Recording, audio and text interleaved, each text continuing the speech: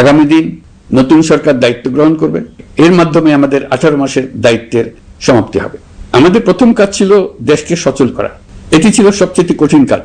যারা দেশকে লুটে পুটে খেত তারাই দেশের এই যন্ত্র চালাতো। তাদের একান্ত অনুগত লোকজন নিয়ে অভ্যুত্থানের সঙ্গে সঙ্গে সবাই পালিয়ে গেছে। বড় কর্তা পালিয়েছে, মাঝারি কর্তা পালিয়েছে, অন্যরা ভোল পাল্টিয়েছে অথবা আত্মগোপনে চলে গেছে। কেউ নানা জনের সুপারিশ নিয়ে আসছে, তারা অভ্যুত্থানের গোপন সৈনিক ইত্যাদি। সরকারের ভেতর যারা পালিয়ে যাননি তাদের মধ্যে কাকে বিশ্বাস করবেন, কাকে বিশ্বাস করবেন না, এটি মহাসংকট হয়ে দাঁড়ালো। যতই মৃতদেহের অঙ্গ প্রত্যঙ্গবিহীন দেহের সন্ধান আসছিল ততই তারা চিহ্নিত হচ্ছিল। সেই থেকে 18 মাস চলে গেছে। অবশেষে 12ই ফেব্রুয়ারি আসলো। 1.5 যুগ পরে দেশে একটি জাতীয় নির্বাচন এবং ব্যাপক সাংবিধানিক পরিবর্তনের জন্য সর্বসম্মত জুলাই সনদের উপর গণভোট অনুষ্ঠান হলো।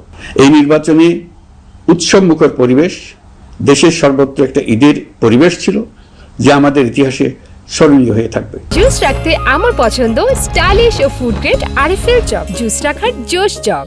এই প্রতিদ্বন্দ্বিতামূলক নির্বাচনে যারা জয়ী হয়েছেন তাদের আমি অভিনন্দন জানাচ্ছি। যারা পরাজিত হয়েছেন তাদেরকেও আমি অভিনন্দন জানাচ্ছি। হার জিতই হলো গণতন্ত্রের সৌন্দর্য।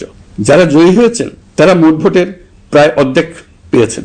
যারা জয়ী হতে পারেননি তারাও মোট ভোটের অর্ধেক পেয়েছেন। যারা জয়ী হতে পারেননি তারা এই জেনে আশ্বস্ত হবেন যে প্রায় অর্ধেক ভোটার আপনাদের উপর আস্থা রেখেছে। আগামী দিন নতুন সরকার দায়িত্ব গ্রহণ করবে।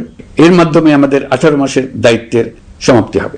24শে জুলাই মাসে বাংলাদেশের মানুষ এক অভূতপূর্ব অভ্যুত্থানের মধ্য দিয়ে তাদের মুক্তি, আকাঙ্ক্ষা ও মর্যাদার দাবি উচ্চারণ করেছিল। সেই সময় দেশ একটি গভীর রাজনৈতিক, অর্থনৈতিক, প্রাতিষ্ঠানিক ও মানবিক সংকটে নিপতিত ছিল। রাষ্ট্রযন্ত্রের উপর মানুষ আস্থা হারিয়ে ফেলেছিল। গণতন্ত্র হয়েছিল ধূলিসাৎ, ভবিষ্যৎ ছিল অনিশ্চিত।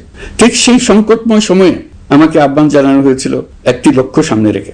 বাংলাদেশকে আবার স্বাভাবিক জীবনে ফেরানোর জন্য 3টি দায়িত্ব দেওয়া হয়েছিল: সংস্কার, বিচার এবং নির্বাচন।